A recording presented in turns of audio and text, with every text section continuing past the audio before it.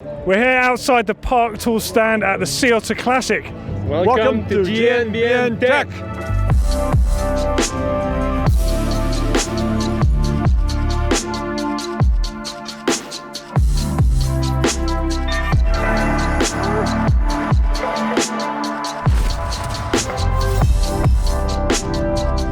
Here at Sea Otter 2019, right outside the park tool stand. Of course, I'm going to be hanging out here because I'm a tool nerd, right?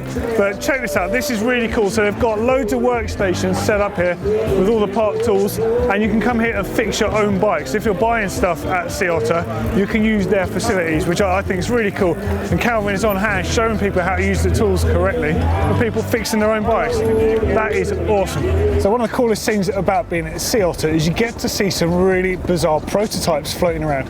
Now this is a brand new bike coming from a brand called Forrestal. Now this is Cedric Gracia's bike here, and it's a complete prototype, as you can see by the sort of dazzle print you can see on here. Now the thing that's really, really different about this is it's made in Andorra, it's designed in Andorra by an Andorran company, and it's got its own designed motor and battery in the unit, and its own designed in-house, the entire production of this thing. Now Steve Jones over on GMBN has just done a piece on this, so I'm going to put a link to his video in this video description because you've got to find out about this. This thing is insane, and you're going to be hearing a lot about this soon because I'm going to get my hands on one to have a go on. Now also you might have spotted some pretty unique brakes on the front of here called Brakings, an Italian brand, and from what I hear they're so powerful they're almost too powerful. Something I never thought I'd hear about a set of brakes, but they feel phenomenal and they look just like a set of motorcycle brakes. Check out the calipers on these and check out the levers. Braided hoses look absolutely fantastic. For a long time, Michelin has been renowned for making phenomenal mountain bike tyres, dating way back to the Comp 16s, the 22s, the DX16s that came later, the Wild Grippers, and all of the rest. Now, I'm really pleased to see them back in mountain biking. Now, we recently looked at a whole range of tyres, but one of them was missing, and that is the DH22. It's their brand new downhill tyre, and it's the one that Sam Hill has been absolutely dominating on in the EWS. Now look at this, I think this is one of the most aggressive tyres available right now. The casing feels indestructible, it feels absolutely fantastic. The compound feels really good, really soft.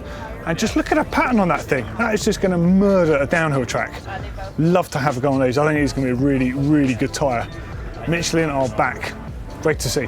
Now everyone knows I'm a fan of quite a long, roomy bike.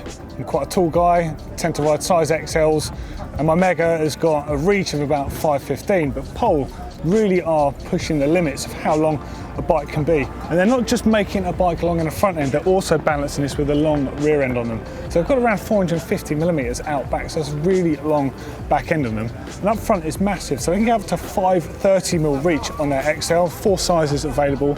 This one is the Evo Link in this 158mm travel out back here, and it can take up to a 180mm fork on the front. But of course the bike that everyone's been talking about has been the Stamina, which is CNC machine, absolute works of art. So they've got 180mm travel one front and rear, but they've got a new one with 140mm. Now that one is the one that really stands out to me. I'm just going to run you through that bike in a minute, because again it's that thing going back to slightly shorter travel but with really aggressive geometry. So the bike absolutely hauls where you want it to, it stays balanced and poised, equal traction on the front and rear wheels, but of course with slightly less travel you're still able to really feel that terrain.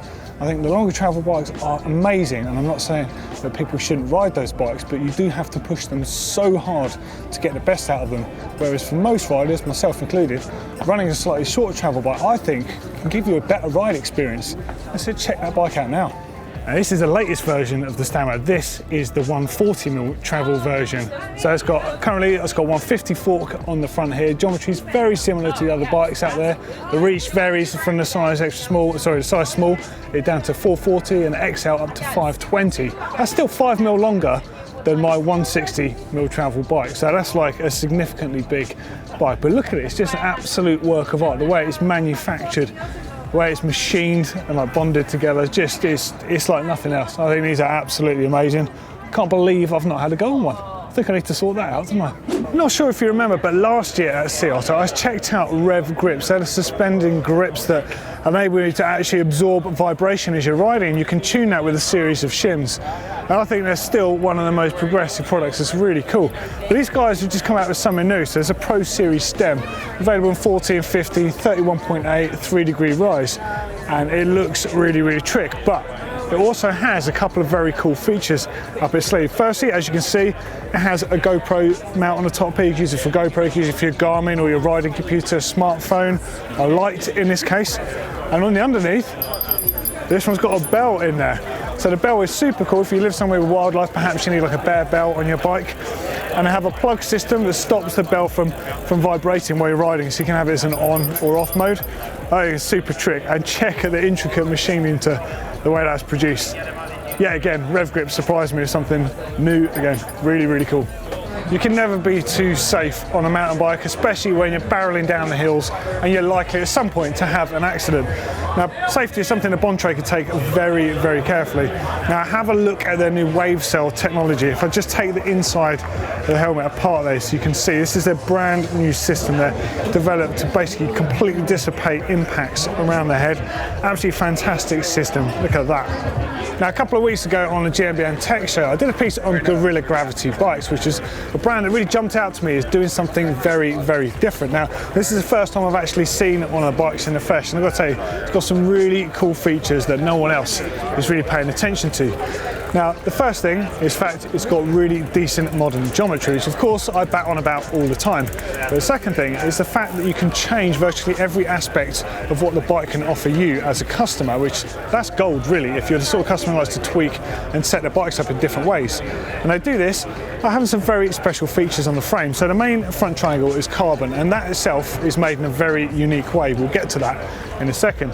As you might be able to see here at the front of the frame, you've got adjustable cups here, so you can change the reach of that bike. So you can have, basically you can tune it to feel the way that you want it.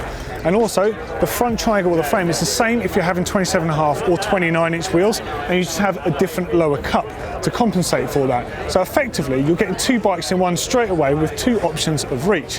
The next up is you can change the seat state of the bike and the shock options, therefore giving the bike more or less travel depending on what you want. Say for example, you prefer the ride of a short travel bike, but you want to, I don't know, go and hit some bike parks. Bike parks, obviously having a coil shock and a bigger stroke, more travel on the back, it's going to feel better. So you have that option without having to have a whole new bike. So a really good modular system. Now again, looking back at the way they're manufactured, that in itself is very different. Now they've got a very secret process that they can't tell us too much about for obvious reasons, but it's quite automated. And what that means is it takes down the manufacturing process time. The time is money, of course, and it's also a lot more refined. Add on to that, they make these incredibly impact resistant as well. They're designed for realistic riders that you are going to crash your bikes, you are going to scuff them. And part of the curing process is done at a much higher temperature than with normal carbon. The result of that means that they can powder coat this, which is something you don't really see with carbon, because powder coating tends to be done at a very high temperature, which would, in theory, undo the curing process. But again, this is cured at a high temperature so it can handle that. These guys seem to literally have thought of everything.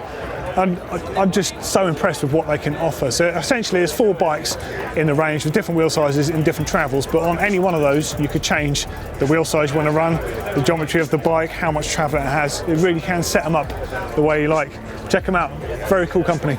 So I'm here outside Peaty's stand, basically checking out all his new products. So you've already seen some of the stuff in the range. You've got the link lube, you've got the loam foam for cleaning your bike. They've got a tyre sealant, which has got the unicorn stuff inside, the magic stuff that makes it happen. But they've got some other stuff that's pretty cool. So they're doing their tubeless stuff, and they're helping you basically construct a tubeless conversion kit yourself. So you've got 40mm valve stems, you've got 60mm valve stems if you've got deep section rims. They're now doing workshop spec tape, and they're doing this from 21 to 35mm wide, so you can just do numerous amounts of wheels. And then the coolest thing I think is the actual kit that you get. So the packaging, the way it's done, is designed to take you on a journey from setting your bike up and how to understand doing that. I've just got one here I can just open up and show you on the inside.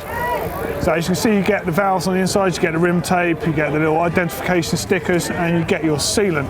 And then you've got all the steps you need to understand how to set them up for your bike. Proper job, I think that's wicked. And you might have seen the Topeak TubiBooster that I recently did a video on GMBN Tech. It's essentially a tubeless inflation device. Works kind of like a mini compressor, or essentially like a refillable CO2 cartridge. So essentially it's a big chamber that you fill with air, and you can deflate the air in an instant straight into your tyre to help inflate it. Really cool system. And of course I showed you that the head of that can be used directly with a CO2 cartridge too, so you've got an option to use that on when you're out on the trail, for example. I've just noticed they've got a different head on this particular one, so you still have the classic head, which you might have seen on that video I just referenced. But this one is actually far more usable as a home device because it enables you to pass your regular pump through it and monitor the pressure that you're putting into it. Just a typical Topeak thing to do, to just add extra features all the time. Always giving great value for money. Nice little upgrade that is to an already great system. Now we often refer to CO2 cartridges as being a lifesaver when you're out on the trails for getting your tyre inflated and getting you back in a race or the ride or whatever you're doing. But sometimes you don't know what pressure you're putting in. It's a bit of a leap of faith. You have to kind of just do it by ear. Not anymore. Topeak are always coming out with new innovations, new products. Got one with the gauge on it. Fantastic.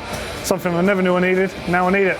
And other cool little feature as well as the actual gauge on there. Of course, this is where you pierce the CO2 cartridge, but you can actually store a spare one on the top part there, meaning you could have one on the bottom, one on the top, enough to do 2 tyres worth. Just a nice little handy device to have. I think it's great. Now it's time for a bit of shoe tech.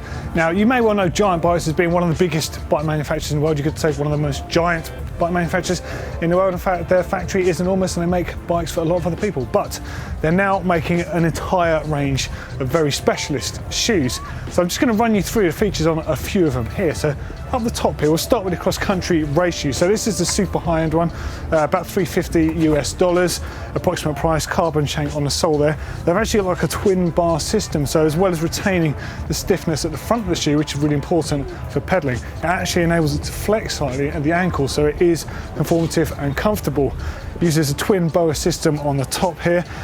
Something else that's really important with the whole range to point out is they're very hydrophobic. So it doesn't necessarily mean that they're waterproof, but what it does mean is they're not going to absorb water. So hence you get wet, they're going to dry faster. Now I think that's a much better approach. In fact, I can tell you it's a much better approach because from the UK and it rains a lot, and that's exactly what you need. You want a shoe to dry fast. They also got, considering this is a cross-country race shoe, a very tough toe box. As we've noticed, the trend for cross-country racing is getting faster and more aggressive, so having that protection on the front is fantastic. Now they've also got an elite version, slightly stripped down version the same. It's just got a single boa system and missing a few more features, but essentially it's the same shoe. You can get that for about $250 US. Now I've got some trail shoes as well. They've got a Transmit here, which I think actually is probably one of the best looking shoes of the lot. Super tough finish on the outside. But I want to skip that because I want to take you to the flat pedal shoe. Got 2 colours, called the Shuttle. I'm all about the gum sole. I like old school gum soles. Now, the same thing, the same treatment is hydrophobic, so it basically doesn't absorb water. It's very thin upper on them. Even the laces, basically they won't absorb any moisture. So the whole thing is designed to not get heavier when you get wet, which is an inevitability. It's not like a if or when. The sole is extremely a soft rubber on this, so I think the only things we felt have been softer have been the actual stealth rubber that 510 use. This feels amazing to me, but the tread pattern and the way that the last has been made to build this shoe suggests that they might be really quite durable as well. Time will tell.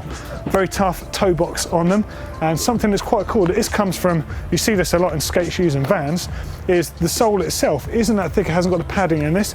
They rely on the insoles for the padding, so if you take this out, it's quite a malleable shoe, as you can see, so you can get the old monkey feet going on the pedals, which is fantastic if you want that. And I think what they're suggesting is there's going to be different sorts of insoles coming at a later date. It's going to allow you to tune the ride of the shoe, so if you like a more efficient ride, you can have a stiffer one to give a bit more performance, or if you like me, I like my clip shoes to be really stiff and I like my flat shoes to be really flexible. I want my foot to sort of envelop around the pedal, and you can get that with these. I think they look great, $130 US, and they've got a whole range. Did not expect that from Giant. Pretty cool. Well, there we go. That was another day checking out all the cool tech at Sea Otter 2019. If you want to see what we did yesterday, click down here. Of course, don't forget to give us a huge thumbs up if you love all this cool tech geeky stuff, and share and subscribe. Cheers, guys.